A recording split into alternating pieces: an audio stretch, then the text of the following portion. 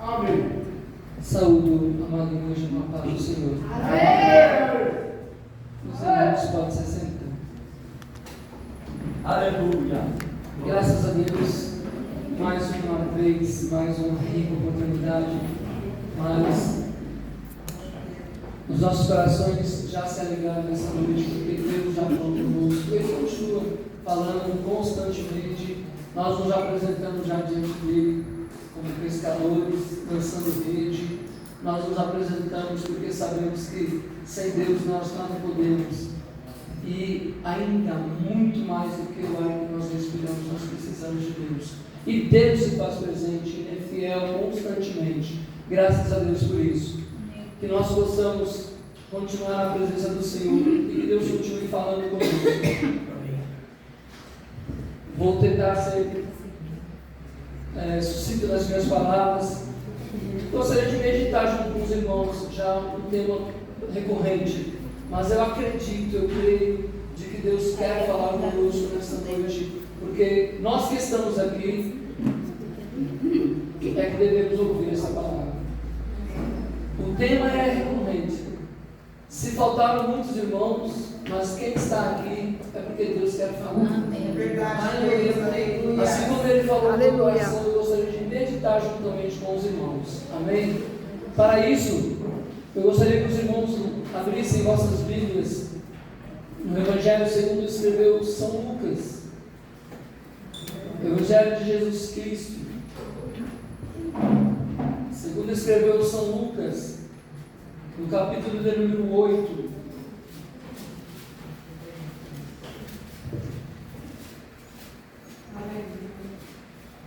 São Lucas, capítulo 8, versículo 40 a seguir. É uma leitura extensa, mas eu gostaria de lê-la completamente e que os irmãos possam estar acompanhando. Amém? Amém. Lucas, capítulo 8, versículo 40 a seguir. Na minha Bíblia aqui tem um título. O título é A Filha de Jairo, a mulher que tinha um fluxo de sangue. Amém? E o versículo 40 diz assim: E aconteceu que, quando voltou Jesus, a multidão recebeu, porque todos o estavam esperando. E eis que chegou um varão de nome Jairo, que era príncipe da sinagoga, e prostrando-se aos pés de Jesus, rogava-lhe que entrasse em sua casa, porque tinha uma filha única, quase de 12 anos, que estava morte. E indo ele, apertava-o a multidão. E uma mulher que tinha um fluxo de sangue havia 12 anos, e gastara com os médicos todos os seus haveres, e por nenhum pudera ser curada. Chegando por detrás dele, tocou na hora do seu vestido, e logo estancou o fluxo do seu sangue. E disse Jesus: Quem é que me tocou? E negando todos, disse Pedro e os que estavam com ele: Mestre, a multidão te aperta e te oprime, e dizes: Quem é que me tocou? E disse Jesus: Alguém me tocou, porque bem conheci que de mim saiu virtude. Então, vendo a mulher que não podia ocultar-se, aproximou-se tremendo, e prostrando-se ante ele, declarou-lhe diante de todo o povo a causa por que ele havia tocado e como logo sarara. E ele lhe disse: Tem bom ânimo, filha, a tua fé te salvou, vai em paz. Estando ele ainda falando, chegou um dos príncipes da sinagoga, ou do príncipe da sinagoga, dizendo: A tua filha já está morta, não incomodes o mestre. Jesus, porém, ouvindo, respondeu-lhe dizendo: Não temas, crê somente e será salvo. E entrando em casa, a ninguém deixou entrar, senão a Pedro, e a Tiago, e a João, e ao pai e à mãe da menina. E todos choravam, e pranteavam. E ele disse: Não choreis, não está morta, mas dorme. E riam-se dele, sabendo que estava morta. Mas ele, pegando-lhe na mão, clamou, dizendo: Levanta-te, menina. E o seu espírito voltou, e ela logo se levantou.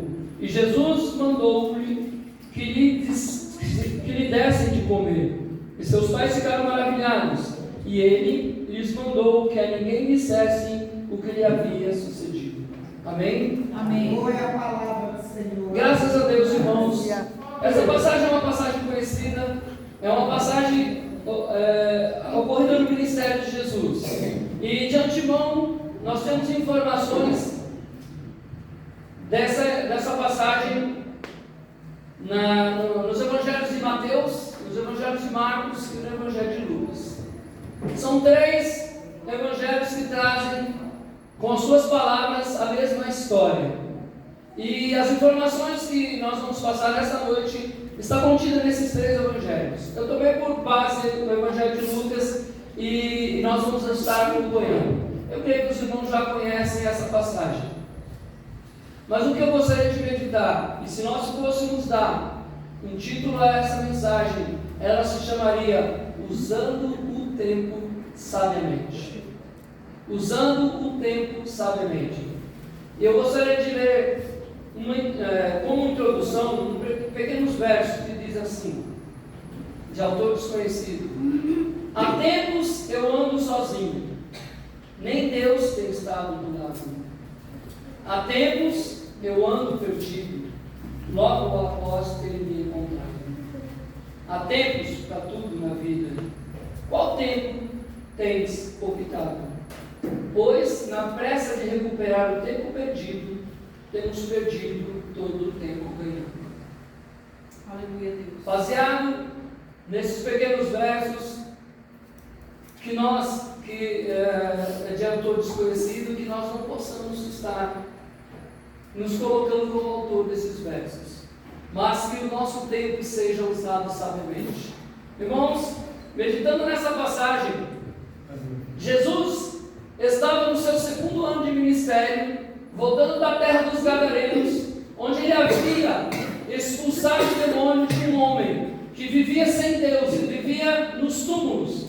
E havia então uma condição daquele homem de ter um encontro com Jesus. E Jesus passou para essa terra, fez a obra naquele lugar e depois regressou. E diz a palavra de Deus, e aconteceu que quando voltou Jesus, a multidão recebeu, porque todos o estavam esperando. Que nós estejamos esperando a vinda do Senhor quando o Senhor voltar. Amém? Amém. Aleluia. Todos o estavam esperando. Era o 2º ano do ministério de Jesus. No final do seu 2º ano. E os estudiosos dizem que os anos no ministério de Jesus, que foram 3 anos, começou com o princípio, o 1º ano, quando ele se apresentou e foi crescendo a sua popularidade. E esse 2º ano é chamado do ano da popularidade, onde grande multidão o seguia, onde grande multidão ouvia o que Jesus estava falando, o que Jesus estava fazendo. Mas diz a palavra de Deus que quando essa multidão recebeu Jesus lá da terra dos Gadarenos, ele estava ensinando, tornando a ensinar aquilo que Jesus fazia melhor, que era instruir, daquilo que veio da parte do Pai, e ele estava ensinando aos homens. Jairo, apresenta-se um homem por nome Jairo, e a Bíblia ela denomina esse homem, ela dá o nome dessa pessoa, que conforme a Bíblia Sagrada dizia que era uma pessoa importante na sinagoga. Ele era chamado um dos príncipes da sinagoga, ou um dos principais da sinagoga. E no outro evangelho diz que era o chefe da sinagoga. Sinagoga eram pequenos locais de reunião, onde em pequenas cidades, aqueles que não tinham como locomover-se diretamente ao templo que estava em Jerusalém, se reunia para ensinar, para ser instruído, para ler a palavra de Deus na sinagoga. E creemos que essa sinagoga estava situada em Cafarnaum, onde Jesus morava, ou morou por um determinado tempo da sua vida. Mas diz a palavra de Deus que esse homem, Jairo, tinha uma filha, tinha uma única filha.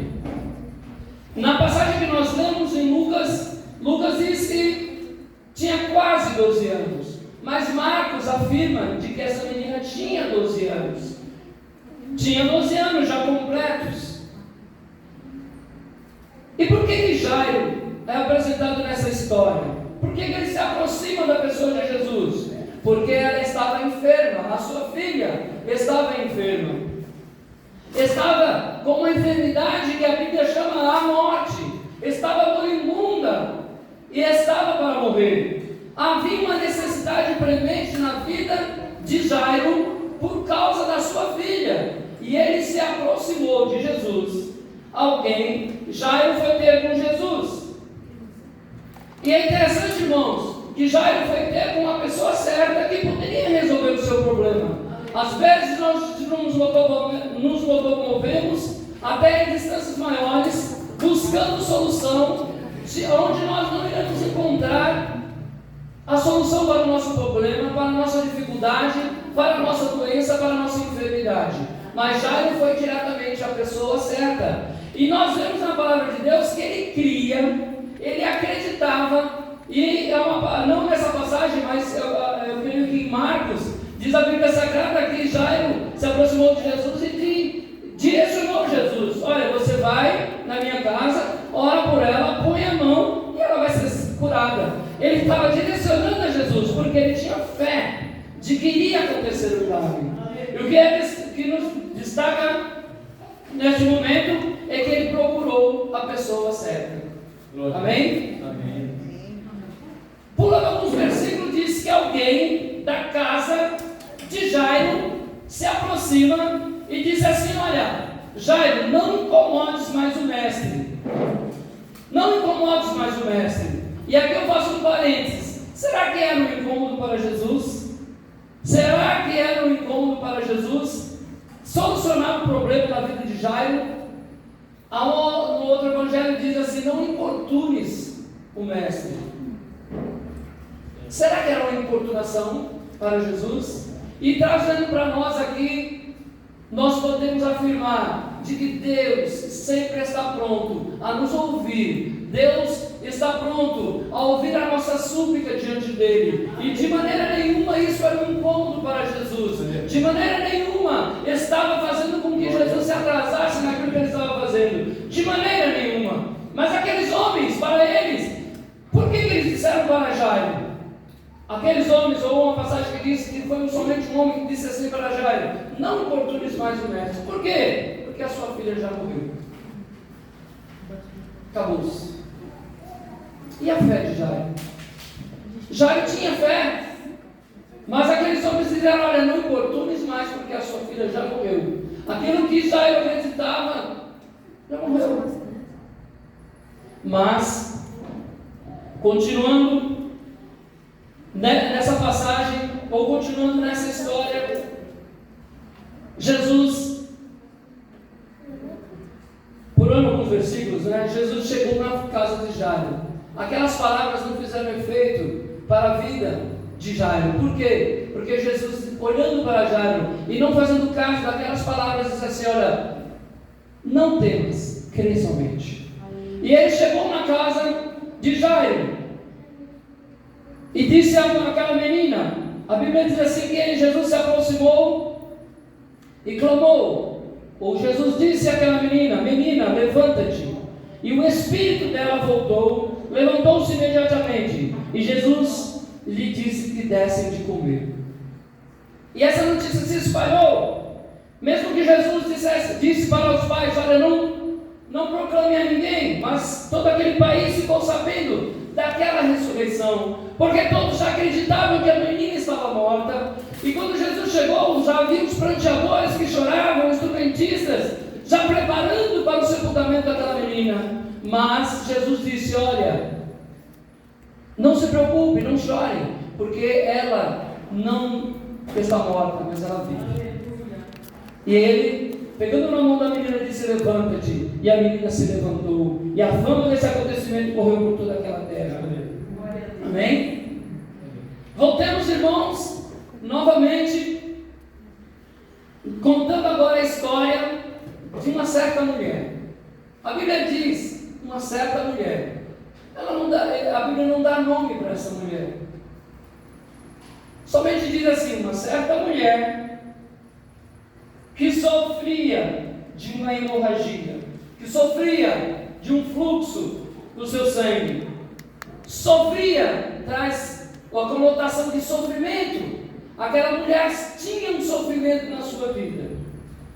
Ela gastara todos os seus haveres, todos os seus bens com médicos. E diz a Bíblia que ninguém podia curá-la. Lucas, ele era médico. E ele diz assim, olha, no versículo 43. Havia 12 anos e gastara com os médicos todos os seus haveres. E por nenhum pudera ser curada. Significava que o médico, Lucas, estava dizendo que aquela doença na vida daquela mulher era incurável. Era incurável. Muito padecera na mão de vários médicos, isso em Marcos. Pelo contrário, indo a pior. Ela procurou um médico, ela procurou um segundo médico, ela procurou e gastava o seu dinheiro. Interessante que a Bíblia não cita o nome dessa mulher, nem que ela sendo rica, tendo grande dinheiro ou grande fortuna, porque ela foi 12 anos despendendo dinheiro ou desperdiçando aquela sua riqueza. E fazendo mais um parênteses aqui, irmãos, que nós possamos acreditar que não é os nossos bens ou os nossos méritos que fazem que a mão de Jesus ela se volte para o nosso lado, ou se volte para a nossa causa, para a nossa necessidade. Porque aquela mulher, ela procurou médicos, vários médicos, gastou o seu dinheiro, e diz a Bíblia, não teve nenhum efeito. Pior que isso, pelo contrário, ela indo a pior. Por quê? Porque ela sofreu durante 12 anos dessa enfermidade. E cada vez mais o seu corpo reagia àquela enfermidade, ficando fraco. Ela estava ficando cada vez pior. Lucas deixa claro que essa hemorragia crônica era uma doença incurável. Mas aquela mulher, diz a Bíblia Sagrada, que veio por trás de Jesus, tocou a orla do manto de Jesus e imediatamente foi curada. Porque dizia consigo, ela tinha ouvido falar de Jesus, e consigo ela disse: se eu tão somente tocar no seu vestido, ficarei sã. Ela não queria se aproximar de Jesus, mas na sua fé, assim como Jairo tinha fé, aquela mulher também, na sua fé, cria que se ela somente tocasse na orla dos vestidos de Jesus, ela seria curada. Ela não precisaria falar nada com Jesus, mas se eu tocar na orla do seu manto, das suas vestes, eu serei curada. E diz a Bíblia Sagrada que ela foi por trás e tocou. Por que ela foi por trás? Vamos meditar sobre isso. E Jesus parou e disse: quem me tocou? Porque eu senti que de mim saiu virtude, porque de mim saiu poder. Eu conheço, eu percebi que houve um toque especial. E a Bíblia diz que era uma grande multidão que seguia Jesus. E a multidão o apertava. E os seus discípulos, juntamente com Pedro, disseram assim: ó Senhor, a multidão te aperta, te oprime. E perguntas quem me tocou. Ele disse: olha, eu senti que de mim saiu virtude. E aquela cura foi realizada na vida daquela mulher, somente com um toque nas vestes de Jesus. Então, irmãos, quando essas duas histórias elas são relatadas na Bíblia Sagrada, elas não são desassociadas. Todas as vezes eu disse que ela é relatada em Mateus, ela é relatada como Jairo, a mulher do fluxo de sangue, a cura da mulher e a ressurreição da filha de Jairo. Quando nós vamos para o Evangelho de Marcos, da mesma maneira ela é relatada com Jairo e a sua fé, pedindo para que Jesus curasse a sua filha. Aquela mulher com fluxo de sangue, tocando nas vestes de Jesus, e depois Jesus ressuscitando a filha de Lázaro. De Jairo. E novamente em Lucas nós vemos da mesma maneira. Todas as vezes que essa história ela é contada junta. Por quê? Porque ela aconteceu dessa maneira. Jesus se dirigia para um determinado lugar para fazer uma obra. Jesus já sabia sabia que precisava ressuscitar a vida de uma menina, mas no meio do caminho ele foi interrompido, e Jesus poderia continuar o seu caminho, mas não, ele parou. Por quê? No meio daquele caminho existia outra pessoa que precisava da sua cura, que precisava da virtude do seu corpo físico, da virtude, do poder que trazia consigo para restaurar uma enfermidade que havia há 12 anos.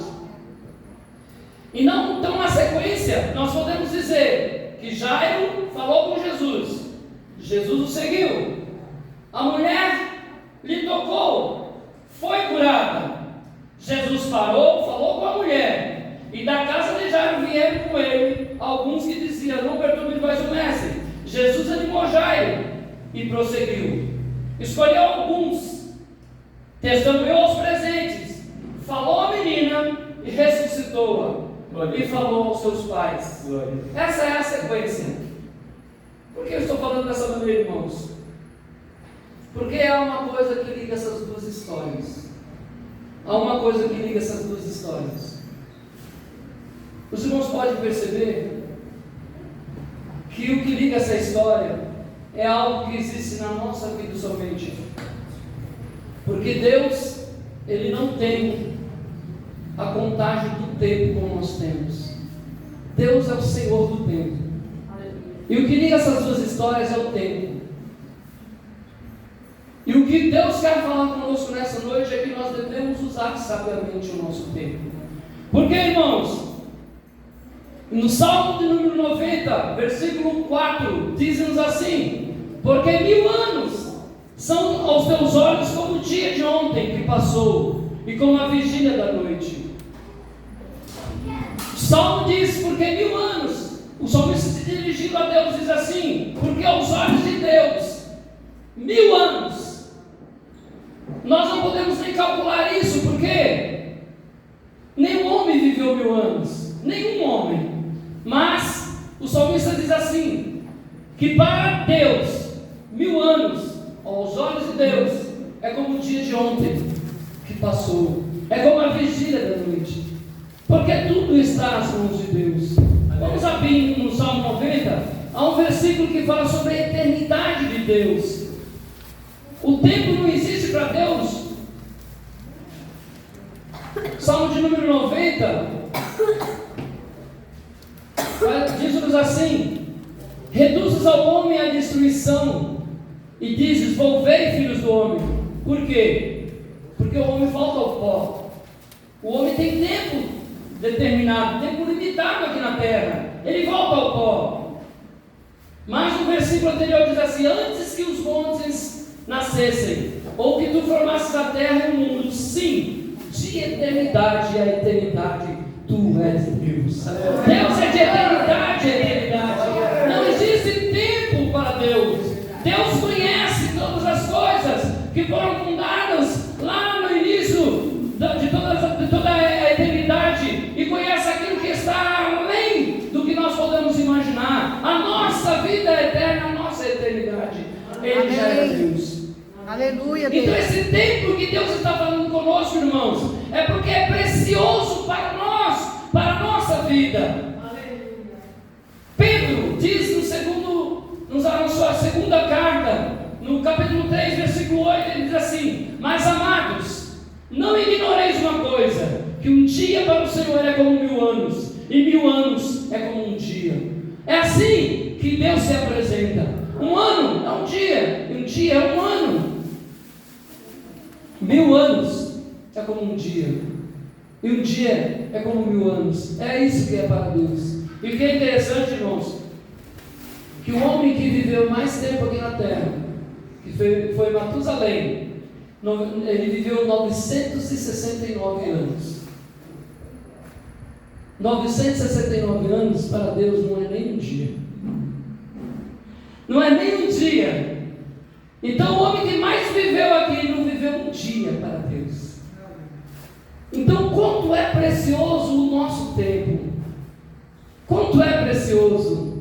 Nossa irmã, ela dizia assim, que a sua mãe serviu ao Senhor durante 50 anos. O que é 50 anos, irmãos, para nós? E o que é 50 anos para Deus? Há quanto tempo nós servimos ao Senhor? Desde a nossa meninice? Desde a nossa juventude? Ou servimos ao Senhor há 1 ano, 2 anos, 1 mês atrás? Mas é tempo. E esse tempo é precioso. Aleluia, Deus. Aleluia. No Salmo de número 90, o mesmo salmista, no versículo 12, ele diz assim: ensina-nos a contar os nossos dias, de tal maneira que alcancemos corações sábios. Ensina-nos a contar os nossos dias. Irmãos, essa sabedoria ela vem do alto. Quando nós ocupamos o nosso dia, quando nós contamos o nosso dia, separamos as nossas horas, o ponteiro do relógio da nossa vida, e dedicamos a maior parte a Deus, nós estamos com o coração sábio. Nós alcançamos a verdadeira sabedoria que vem de Deus. Porque a verdadeira sabedoria de Deus, ela traz ação. Ela não é só reflexão, que nem filósofos, não. Não é só reflexão, é ação. A sabedoria é aquela que age. E se nós ocupamos o nosso tempo diante de Deus, nós estamos agindo, ou orando, ou lendo a palavra, ou pregando a palavra, ou testemunhando, ou nos alegrando, meditando nas coisas que Deus já fez na nossa vida. Isso é alcançar o coração sábio diante de Deus. Nós ensinamos ao salmista dizendo: ensina-nos a contar os nossos dias, de maneira tal que alcançamos corações sábios. Então nós devemos usar sabiamente o nosso tempo. E esse salmo nos fala sobre a fraqueza do homem. Se é somente o tempo, é uma fraqueza, uma dimensão enorme. E é também uma providência de Deus. Porque se para Deus o tempo, ou Ele é Senhor do tempo, e o tempo não existe para Deus, Ele dá importância para o nosso tempo. Ele dá valor ao nosso tempo. E o tempo que você passa diante de Deus, ele não é perdido, irmãos. Deus dá valor àqueles momentos em que você passa na sua presença. Irmãos, eu não posso orar uma hora. Ore enquanto você puder, porque Deus dá valor ao tempo em que você passa na sua presença. Irmão, eu não tenho tempo de ler a palavra do Senhor. Nem o que você tiver tempo. Porque diz a Bíblia Sagrada: buscai o reino de Deus e a sua justiça em primeiro lugar, e essas coisas, no caso, vos serão acrescentadas. Se nós invertemos o rigor da nossa vida, ou invertemos os valores da nossa vida, nos dedicando a Deus, na leitura da sua palavra, na oração, na meditação, em sermos gratos a Deus, todo o que nós precisamos, o vestir, o comer, o beber, não será acrescentado, porque Deus dá valor ao nosso tempo diante dele. Amém, irmãos? Aleluia. Eu tenho pouco tempo, e eu gostaria de estar fazendo uma comparação entre a vida de Jairo e a vida daquela mulher, e fazendo uma ponderação. Como é interessante, irmãos, rapidamente. Jairo, ele era o principal da sinagoga, mas aquela mulher não era nem citado o seu nome, ele era uma mulher. Nós podemos observar que talvez aquele homem, ele era tido como um homem santo, porque ele era um dos príncipes da sinagoga. Alguém o respeitava e dizia: olha, esse homem é um homem de Deus. Mas e aquela mulher que não tinha nem nome? Ela era considerada imunda, porque ela estava com um fluxo de sangue durante 12 anos. E olha, irmãos, na Bíblia Sagrada é instruída lá em Levítico, falando a respeito da imundícia que existia na vida do homem e da mulher, e essa mulher era incluída com 12 anos de imundícia. 12 anos ela era tida como imunda. Por que ela foi por trás de Jesus? Porque ela não podia se apresentar pela frente, porque ela era tida como uma mulher excluída da sociedade, mas ela creu, e ela foi, e ela venceu. Nós vemos a palavra de Deus que Jairo, a mulher tinha necessidade, como Jairo teve necessidade. Jairo foi a pessoa certa, como aquela mulher foi a pessoa certa. Mas, se nós formos meditar ou imaginar que aqueles 12 anos, irmãos, em que Jairo nasceu a sua filha, e aquela filha era a alegria da sua casa, e aquela filha crescia, era uma filha única, e aquele homem e aquela mulher amavam aquela filha, e durante 12 anos aquele homem não se preocupou com Jesus. Durante 12 anos aquele homem não se preocupou,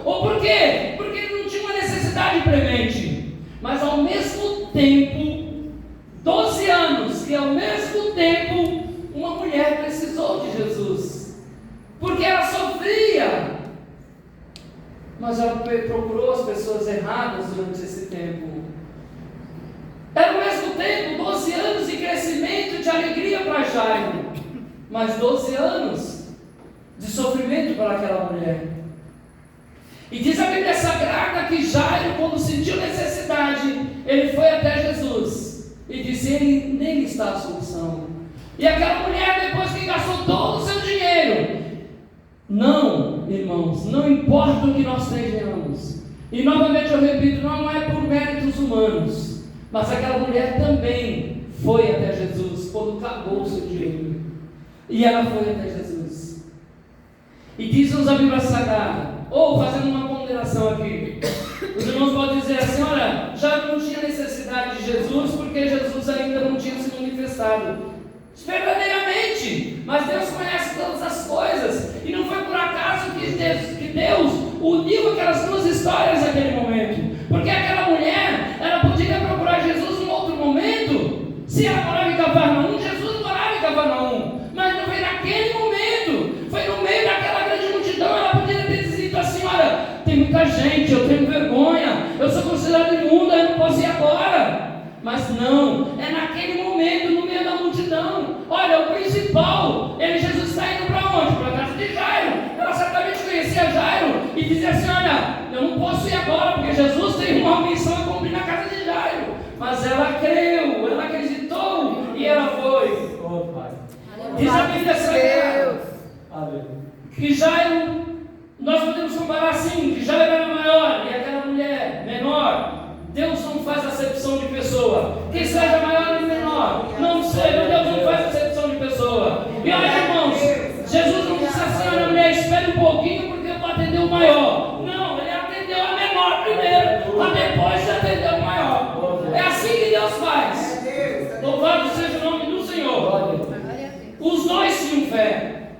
E Hebreus 11:6 diz assim: olha, sem fé é impossível agradar a Deus, porque aquele que é necessário que aquele que se aproxima de Deus creia que Ele existe e que Ele é galardoador para todos aqueles que o buscam.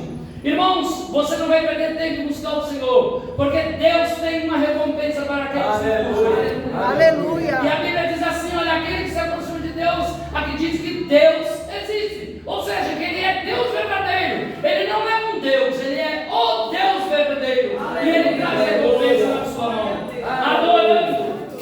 Salmo 95, versículo 6 diz: ó, vinde, adoremos e prostremos, ajoelhemos diante do Senhor que nos criou. De que maneira nós queremos, ou podemos, ou que Deus quer que nós nos aproximemos dEle, e o nosso tempo seja usado sabiamente, nos aproximando dEle, nos prostrando, nos ajoelhando, reconhecendo a nossa pequenez diante de Deus, mas sabendo que Deus, Ele está nos observando, Ele está nos olhando, Ele está fazendo caso da nossa necessidade. João capítulo 4, versículo 24 diz: Deus é Espírito, e importa que os que o adorem em Espírito e em verdade. João capítulo 9, versículo 38 diz assim: Ele disse, foi a cura de um cego de nascença, e Jesus, Ele disse: olha, aquele que se apresenta diante de ti é o Filho de Deus, e Ele diz assim: creia o Senhor, e o adorou. É dessa maneira que nós devemos nos apresentar. Jairo adorou o Senhor, aquela mulher adorou o Senhor. Jairo tinha fé, aquela mulher tinha fé. Aquele que se aproxima do Senhor, creia que Ele existe, tenha fé de que Ele é galardoador. Isaías 55, versículo 6 diz: buscai o Senhor enquanto se pode achar, invocai-o enquanto está perto. Glória. Há um momento, irmãos, mesmo que Deus não faça caso do tempo, mas na nossa vida haverá um tempo, se nós não buscarmos ao Senhor, de que não acharemos. Diz assim: buscai ao Senhor enquanto está perto, invocai-o. Buscai o Senhor enquanto se pode achar, invocai enquanto está perto. Oséias capítulo 10, versículo 2 diz: semeai para vós com justiça, cevai segundo a misericórdia. Ou seja, tudo aquilo que nós fazemos é como se nós estivéssemos semeando, e nós vamos colher. Se nós semearmos, nós vamos colher. E diz assim: lavrai o canto da lavoura, porque é tempo de buscar ao Senhor até que venha. e chova justiça sobre vós. Eu me lembro agora da viúva que clamava ao juiz constantemente. Jesus disse: o dever de orar sempre e não desfalecer, o dever de orar sempre e sempre buscar ao Senhor. Você, quando está buscando ao Senhor, ou através da oração, ou através da meditação, da gratidão, da leitura da palavra, você está semeando, e é o momento que você vai colher. E diz assim: olha, lá vai o campo, porque é tempo de buscar o Senhor, até que venha, e venha a justiça sobre você. Deus traz justiça, porque Deus, Ele é grande Deus, amém? aleluia. E para encerrar, meus irmãos, eu faço uma pergunta: o que te falta? O que te falta? Qual é a sua dificuldade para buscar ao Senhor? E nós vemos na vida de a Jairo, Jesus disse antes da cura, da ressurreição: você tem medo? Essa é a pergunta que Jesus faz. Você tem medo? Você tem receio? Você tem falta de confiança? Receba a palavra daquele que é mais poderoso. Não tenhas medo, não tenhas medo, creia somente. Deus nos dá também a condição de crermos. Se a tua fé é pequena, peça a Deus, ela é crescida na sua vida. Crê somente e será salva. Acredite, confia, creia, entrega o teu caminho ao Senhor, confia nele, Ele tudo fará. E a salvação será visível aos nossos olhos. A salvação da sua vida seria a solução do seu problema, a cura da sua enfermidade, qualquer que seja, e até mesmo a salvação da sua alma será visível somente se você crer. Não temas, crê somente. Não temas, crê somente. O que precisas? Não temas, crê somente. E depois da cura, ele se dirigiu também àquela mulher. E as mesmas palavras que Jesus usou para aquela mulher, ela usa para nós nesta noite, dizendo: filha, tem bom ânimo. Tem bom ânimo. A mulher de Jesus disse, antes da cura ou depois da cura, Jesus continua dando uma palavra de ânimo, de regozijo a cada um de nós, de graça, e dizendo: você é meu filho, então tenha bom ânimo. Você é meu filho, então tenha bom ânimo. Jesus se preocupa com seus filhos. Jesus se preocupa com aqueles que estão se dirigindo a Ele. Tenha bom ânimo, tenha bom ânimo. Eu não posso, Jesus está dizendo: tenha bom ânimo. Acredite, é uma palavra de bonança para a tua vida. Acredite, tenha fé e vai em paz. Tua fé te salvou, e a sua palavra produz fé, que quem ainda não tem. Siga em paz, a paz que só o Senhor pode dar. Tranquilize-se na bonança que o Senhor pode dar. Então ele disse para Jairo, para aquela mulher, ele disse para nós nessa noite: não temas, crê somente. Tenha bom ânimo, porque vocês são meus filhos. Aleluia, Deus. Tenha fé e vá em paz. Aleluia. Conclusão, para entregar, porque eu já passei do tempo que me foi dado. Atos capítulo 17, versículo 26, nós já falamos sobre isso numa outra ocasião, mas diz o apóstolo Paulo: e de uma só fez todas as gerações dos homens. Atos capítulo 17, versículo 26, para habitar sobre toda a face da terra, determinando os tempos de tantos ordenados e os limites da sua habitação. O que significa aqui? Que Deus, Ele determinou, Ele já sabia quais todas as nações deveriam existir. Antes mesmo que ela existisse, Ele determinou o tempo e o limite. O Brasil será lá na América do Sul, e ele vai passar a existir a partir de 1500. Foi dessa maneira. Os Estados Unidos é ali e é naquele tempo, e o limite dele é esse. Japão e Europa e qualquer que seja, Deus delimitou os tempos já determinados e o limite em que seriam essas nações. E ele diz assim, continua: para que buscassem ao Senhor. Se porventura, tateando, o pudesse achar, que ainda que não está longe de cada um de nós.